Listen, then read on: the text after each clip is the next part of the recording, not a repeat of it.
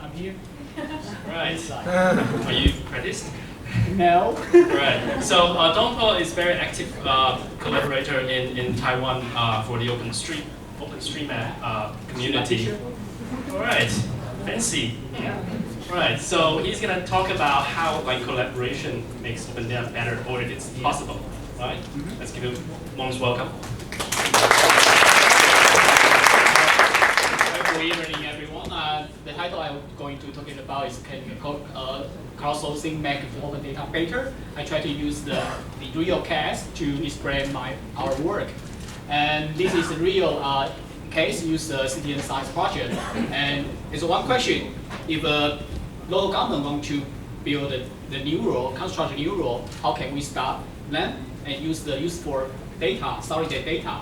How can we, where is the data? So this is a question. So 2011, Mr. Deni, the researcher at the endemic species research institute, they launched the citizen science project. So you can see the Facebook as the collecting platform. This is a typical report like this slide. And a lot of information embedded the text. And so we have to think of the method to process the data. This is the step of the data processing. You can see the data collection, data extraction, and data information. And so this is the method is quite efficiency. We collect a lot of data compared to the old school data surveying. We got almost 15 times difference the data we collect. And so because this institute actually is a government body, so they upload their data on the data.gov. So you can download this data on the official data website. And also, we also have the citizen science project website and like the locale.pw. And you can also download from this site, also see a lot of the information from the website. And with the structured data, you can see the data you can easier to see the data, like the tree view, a map view, a gallery, and also you can, depending on the live tree. So now I have to wait. And you can download this data for your own purpose. Likely you can see the hotspot of the locale, and based on this map, you can set up the road sign to learning the driver. There is a lot of the locale animals, and this is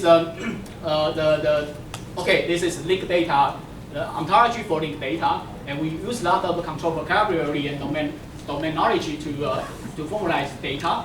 And with this data, we can link a lot of different data sets, like this slide link with the GBIF data.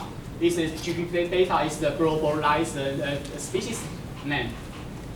And meanwhile, also the geography name, we also do the fencing, so we can link with the Taiwanese database, and you can see when the data is structured, formalized, we can do it. And also with this data, we can do our little bit systematic web gadget, like you type on the place name, and we can recognize your place name, and you type the species name, we can give you more about this species.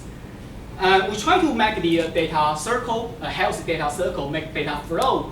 And the first circle we map actually in between the citizen science project and the citizen scientists and Facebook. And next circle we build up, we collaborate with the government and try to make the data become the open government data. And the third circle we try to make is more tough. It's about the open research data. We always also think how to inspire the researcher if you use this data, and how to encourage the research open their data also. Next slide is lesson we learn. The more important thing is if you try to make crowd to contribute their data, you have to easy get, easy share, and simple content and simple tasks. And now the crowd will be contribute the data.